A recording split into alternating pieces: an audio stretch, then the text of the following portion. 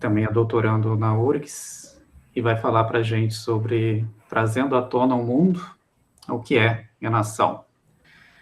Então, sem mais, passo aí a palavra para o Pedro, então. Olá, pessoal. Estão vendo a tela? Ainda não.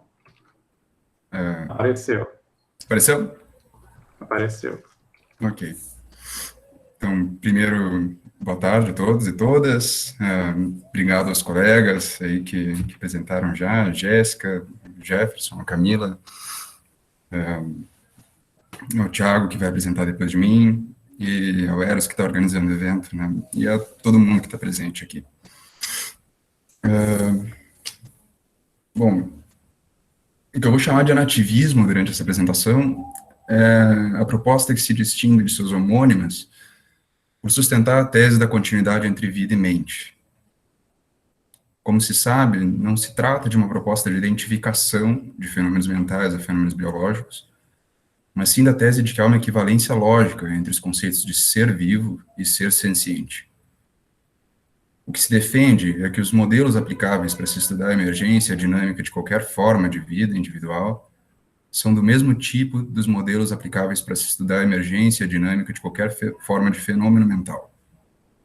A saber, modelos formulados com base na teoria dos sistemas dinâmicos. Em outras palavras, a tese da continuidade entre vida e mente assere que seres vivos e mentes seriam coextensivos e comensuráveis. Mais recentemente, elaborações dessa proposta vêm oferecendo ferramentas conceituais para discernir, de modo mais perspícuo do que antes, diversas formas de vida, e, portanto, diversos tipos de fenômenos mentais, a ponto de que hoje se sustente não apenas a tese da continuidade entre vida e mente, mas também a tese da continuidade entre vida e linguagem.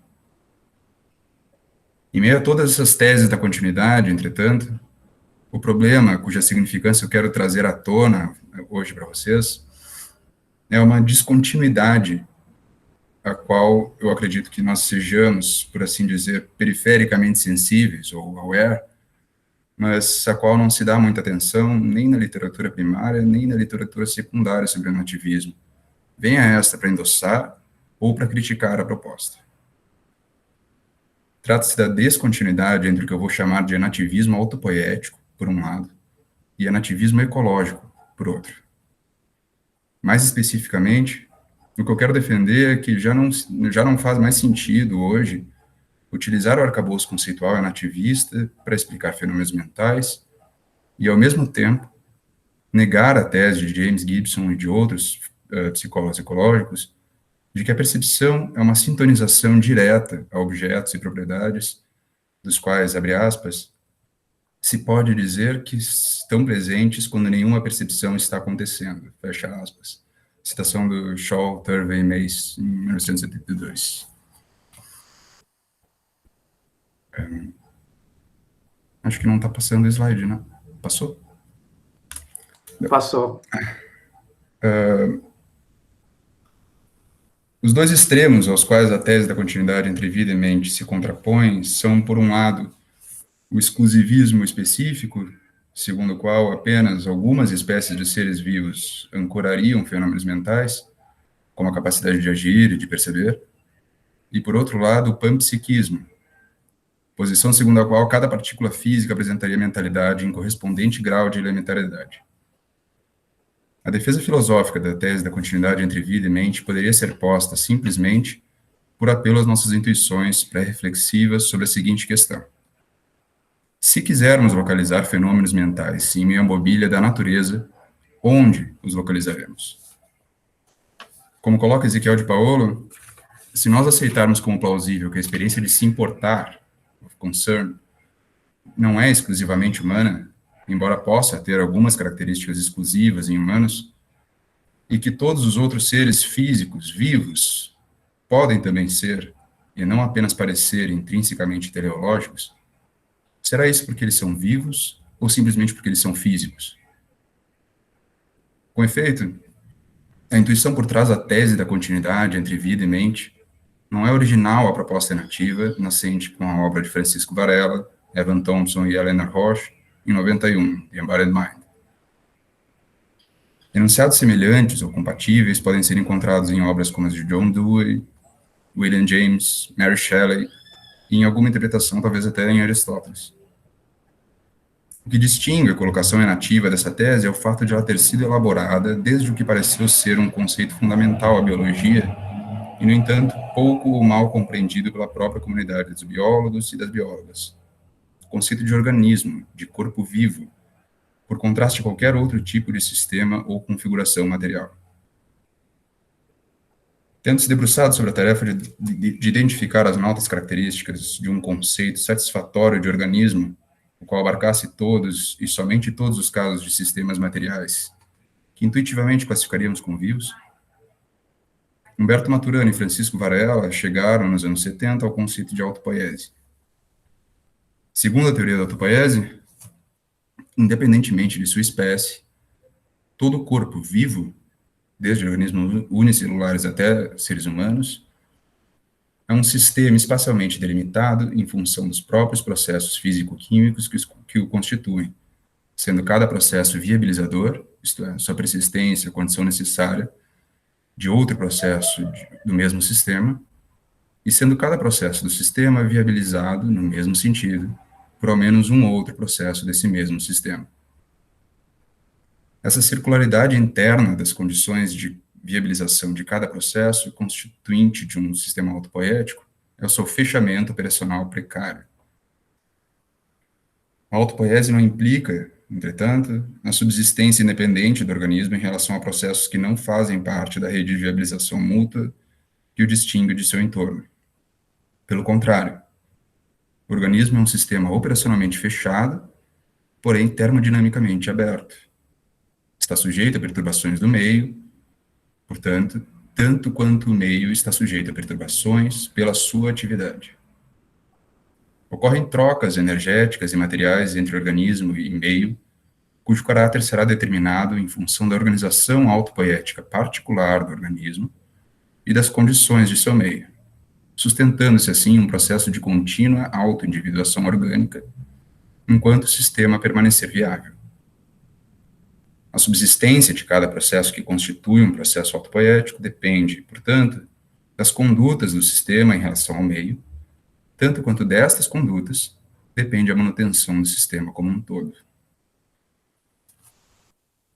Por meio desses elementos teóricos, proponentes do que viria a ser o enativismo autopoético se viram capazes de expressar o que consideravam fundamental no conceito de vida, o caráter autônomo dos movimentos dos seres vivos em relação aos seus respectivos entornos, e a definição de um domínio de condutas, equivalente a um domínio cognitivo, e definido como conjunto de estruturas e de aspectos de eventos ambientais em relação aos quais o organismo se comporta, ao sustentar continuamente a própria autoindividuação.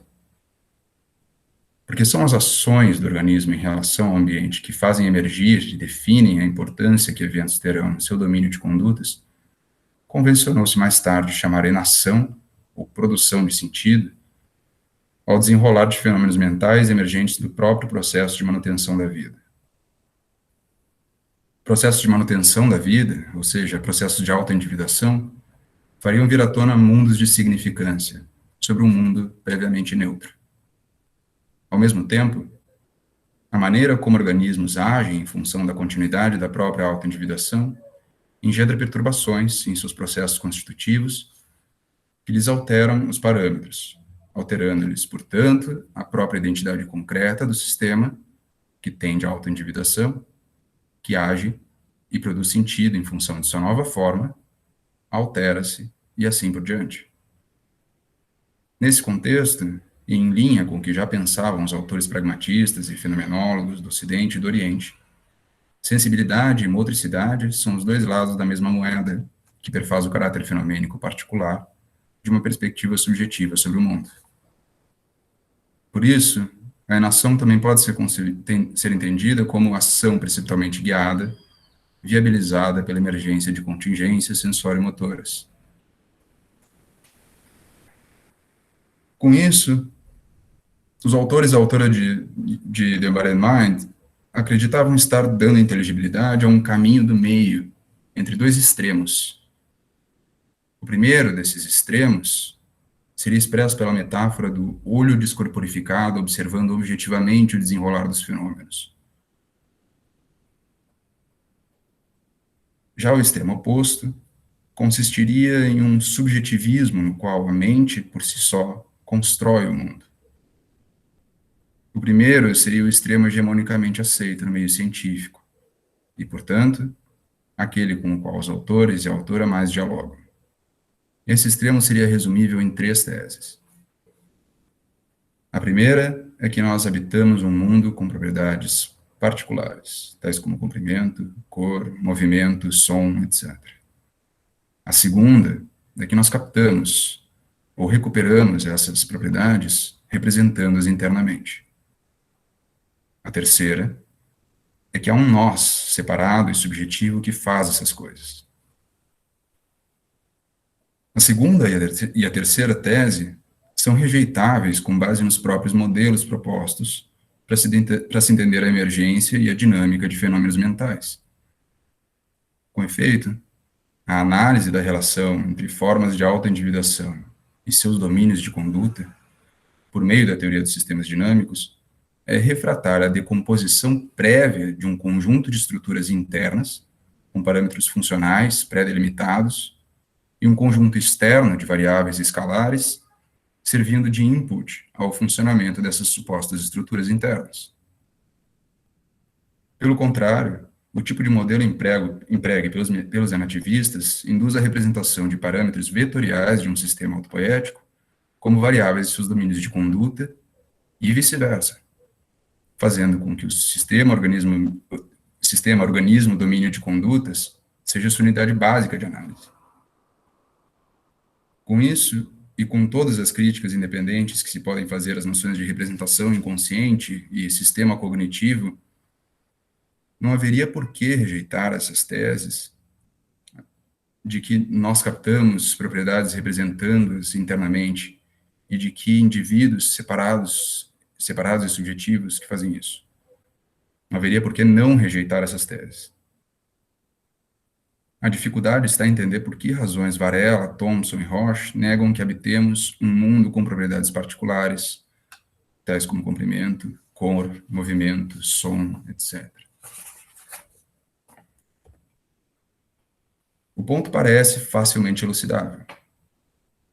Se o domínio cognitivo, inclusive perceptual, respectivo a um sistema autopoético, é idêntico ao seu domínio de condutas, e esse domínio é determinado, em parte, pela forma específica do sistema autopoético em questão, então percepta, os objetos percebidos, não são entidades e propriedades mesmas em relação a um e outros sistemas autopoéticos.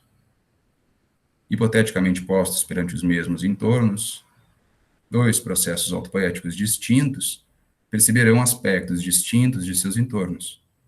Seus ambientes serão distintos. Essa negação de um caráter primordialmente intersubjetivo da percepção, a lá sujeito transcendental, equivale a um sentido possível em que se pode dizer que não se percebem entidades e propriedades objetivas. Existe uma outra maneira de se falar em propriedades objetivas, particularmente em relação a experiências perceptuais, é aquela na qual dizemos que a queda de uma árvore de 30 metros produziria um estrondo, e que essa árvore teria 30 metros e produziria ao cair o mesmo estrondo, mesmo se ninguém a medisse ou observasse a sua queda à distância necessária para ouvi-lo. Quando Varela, Thomson e Roche diziam que o mundo em que habitamos não é um mundo de propriedades particulares, como comprimento, cor, movimento, som, ambos sentidos de propriedade objetiva, o epistemológico e o metafísico, colapsam. É assim que nós podemos entender, ao menos, a algo surpreendente rejeição de uma proposta igualmente pós-cognitivista, mais antiga e mais modesta do que a inativa, de estudo de fenômenos perceptuais. A psicologia ecológica, inicialmente capitaneada por James e Eleanor Gibson nos anos 60, defendia ao menos 2 teses. Primeiro, que a percepção é a percepção dos aspectos dos entornos de um agente cognitivo que lhe propiciem agir das maneiras que for capaz, e precisamente na medida em que for capaz de agir em relação a esses aspectos. Esses aspectos percebidos das coisas seriam affordances, e, muito em linha com a negação enativista de uma intersubjetividade transcendental, uma affordance atravessa a dicotomia do subjetivo-objetivo. É igualmente um fato do ambiente e um fato do comportamento. É tanto física quanto psicológica, e, no entanto, nenhum. Uma affordance aponta nos dois sentidos, para o ambiente e para o observador. Mas Gibson e muitos dos psicólogos ecológicos que vieram depois também defendem que, por exemplo, o arranjo de incidência luminosa de cada ponto do espaço em que o agente cognitivo possa se encontrar é diferencialmente estruturado, de maneira informativa sobre as causas desses arranjos. E os movimentos corpóreos de um agente cognitivo em relação aos seus entornos varia de maneira uniforme a disponibilidade de meios para se detectar a localização espacial das estruturas em relação às quais ele tem intenção de agir. Desse modo, considerando a ação e os interesses, quaisquer que fossem, de um agente cognitivo em agir em relação aos seus entornos, a psicologia ecológica oferece uma explicação do contato perceptual direto, não mediado por representações, de agentes cognitivos com seus objetos de interesse.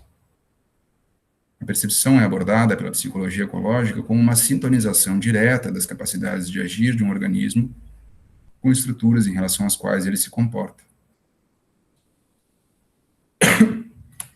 Com isso, o sentido epistemológico de objetivo, quanto à percepção de entidades objetivas, é negado à luz da psicologia ecológica, ou ao menos é deixado sem garantias, tanto quanto é da parte dos enativistas.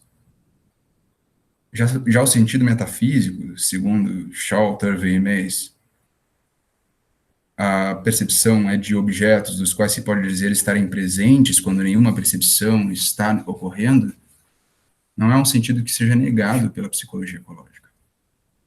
Nisso consiste a tese da percepção direta que a psicologia ecológica permite elaborar.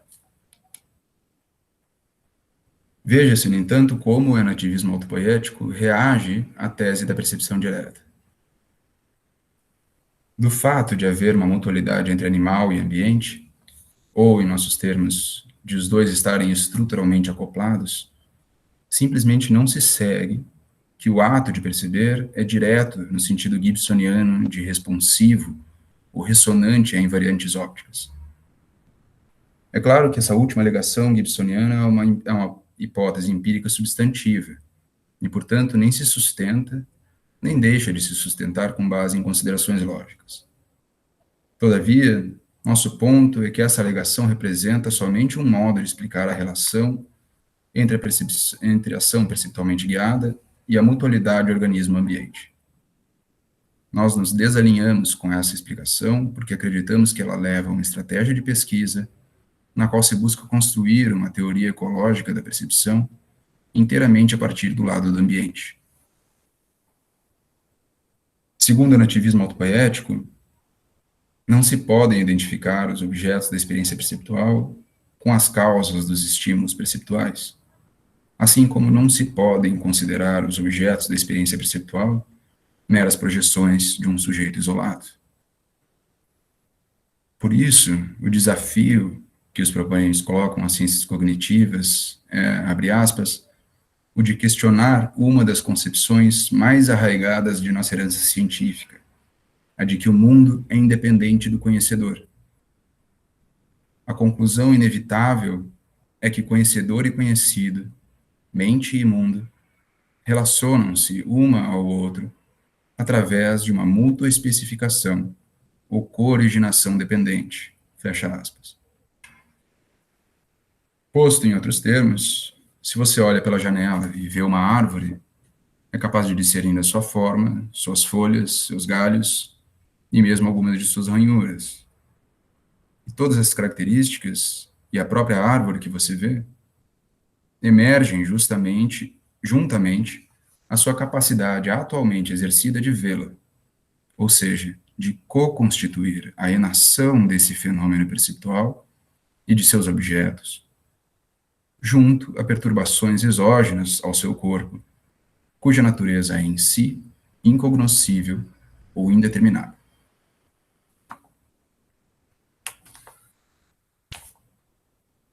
O que pretendo fazer a seguir é apresentar um diagnóstico dessa tentativa de profunda revisão de uma das concepções mais arraigadas de nossa herança científica, a de que o mundo é independente do conhecedor. Apresentar um diagnóstico para essas inclinações profundamente revisionistas é tarefa contínua aos apontamentos que marcam a virada ecológica do nativismo nos últimos anos. Com efeito, essa virada começou em 2005, quando Ezequiel de Paolo identificou uma lacuna entre o conceito de autopoiese, de um lado, e o conceito de capacidade de agir, ou agency, de outro. Segundo de Paolo, fundamentar a capacidade de agir de um sistema com base na sua instanciação do conceito de autopoiese é, abre aspas, um ponto de partida promissor, mas apresenta uma série de atalhos que podem ser identificados por vias científicas e fenomenológicas. Fecha aspas.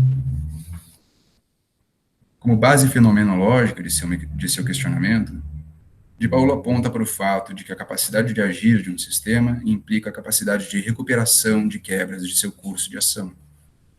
A detecção de condições mais favoráveis ou menos arriscadas para a continuidade de seu processo de autoindividuação e de, com essa detecção, operar o remanejo de suas trajetórias. Mais do que isso, no entanto, é crucial que se distingam ações desse sistema que é dito capaz de agir de meras perturbações que esse sistema sofre de seu ambiente. É preciso distinguir a minha decisão, ao ver que chove lá fora, de fechar o livro, me levantar e ir tomar um banho de chuva, de um lado, ao fato de que eu fiquei molhado por conta disso, por outro. Já como base empírica, há o velho exemplo do comportamento quimiotático de algumas espécies de bactérias. Algumas bactérias se movimentam em direção a regiões onde há maior concentração de nutrientes, de oxigênio, ou onde houver melhores temperaturas, e no sentido oposto, onde se encontram condições que lhes sejam mais nocivas ou menos favoráveis.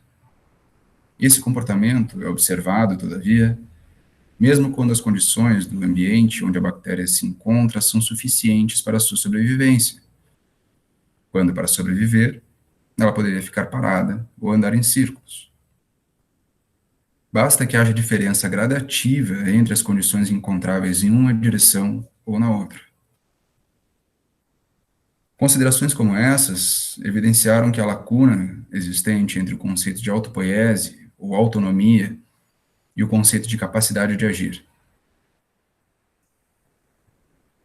Se o interesse de um organismo que fundamenta e engendra suas ações perceptualmente guiadas se resume ao interesse de manter-se como sistema autônomo, esse interesse estará plenamente satisfeito se e somente seu organismo estiver vivo. A autonomia de um sistema material, seu caráter autopoético, é uma questão de tudo ou nada. Não se tem, com base apenas no conceito de fecho operacional precário, que ativa e funcionalmente distingue-se de seus entornos, quaisquer critérios para identificar oportunidades melhores ou piores de ação. Com isso, o conceito diferencial do nativismo autopoético em relação à psicologia ecológica, a sua teoria do organismo e da capacidade de agir desse organismo, precisava ser revisado. O que de Paolo chamou inicialmente de adaptatividade, designando assim as notas características que preencheriam a lacuna deixada em aberto pelo nativismo autopoético, se desdobraria mais tarde, em Sensory Motor Life, em uma formulação precisa dos critérios para se identificar sistemas genuinamente capazes de agir. Um sistema, S, é um agente engajado em um acoplamento C com um ambiente E, C e somente C. S é um sistema autônomo, que nós já sabemos o que significa, e satisfaz essa segunda condição. S esporadicamente exercita uma capacidade de modular o acoplamento C de uma maneira adaptativa, onde modulação indica uma alteração dependente do estado de S no conjunto de parâmetros e condições que afetam o acoplamento entre S e E. E adaptativo significa que modulações no acoplamento C contribuem à manutenção de S como um sistema viável. É crucial para se entender a diferença dessa caracterização da capacidade de agir de um sistema material em relação àquela que se tinha no enativismo autopoético, é a sua fundamentação em regulações esporádicas assimétricas do acoplamento do sistema ao ambiente. Para haver assimetria, é necessário haver uma distinção estrita, ainda que instantânea e plástica ao longo do tempo, entre o sistema S e o ambiente respectivo. Mesmo o monitoramento das tendências a que os vetores que constituem o ambiente se direcionam a todo momento tem de se dar em função dessa distinção entre o sistema S e o ambiente respectivo, entre organismo e ambiente. Se for em função da capacidade de agir do sistema que se realiza esse monitoramento. Pois uma ação é definida como uma modulação do acoplamento do sistema com seu ambiente, em função da forma de autoindividuação instantaneamente assumida por esse mesmo sistema. Mas é exatamente essa distinção estrita entre o que é e o que não é organismo, entre o que é ação do organismo sobre seu ambiente e o que é perturbação do ambiente sobre o organismo, que não havia a partir do conceito de autopoiese. Esse é um ponto que já era enfatizado por Maturana em 70, em Biology of Cognition, e reiterado 3 anos depois no seu trabalho com Varela. As modificações dos processos que integram a autopoiese, aqueles que em conjunto apresentam autonomia, cujo histórico será descrito por um observador como comportamento do organismo, são resultantes de disposições do organismo que elas mesmas alteram-se em função de alterações dos seus entornos, tanto quanto do seu interior. Processos integrantes da autopoiese tendem continuamente a se alterarem para compensar alterações de outros processos, de modo a manter a forma organizacional do sistema como de todo modo autopoética. E nisso, o que se altera acaba sendo o próprio sistema organismo-ambiente. Não há critérios a partir do conceito de autopoiese ou de autonomia para se distinguir atos de perturbações externas. Se a produção de sentido, a experiência subjetiva em geral, e em particular a experiência perceptual, de algum modo, se fundamentassem somente na autopoiese, não haveria bases para se distinguir entre quaisquer aspectos da experiência perceptual, fundamentos externos ou internos à emergência desses aspectos à experiência perceptual. A percepção e demais fenômenos mentais teria de ser encarada como literalmente a vinda à tona de um excedente de significação sobre o mundo, ou antes, a vinda à tona de mundos de significância que de nenhuma maneira independem dos fenômenos mentais nos quais vêm à tona. Esses mundos que vemos, sentimos e tocamos seriam mundos sem fundamento. Sendo essencialmente adaptativa, no entanto, a capacidade de agir é contínua a uma noção de produção de sentido ou de enação, onde o que vem à tona é somente uma relação direta de agentes com aspectos dados, existentes, reais de seus entornos, os quais já estavam lá antes de lhes notarmos a importância e que permanecerão lá quando virarmos os olhos. Aqui referências, para quem quiser depois. E é isso. É isso, Pedro. Obrigado, então, Ótima apresentação. Eu vou aqui interromper a gravação e já vou abrindo, então,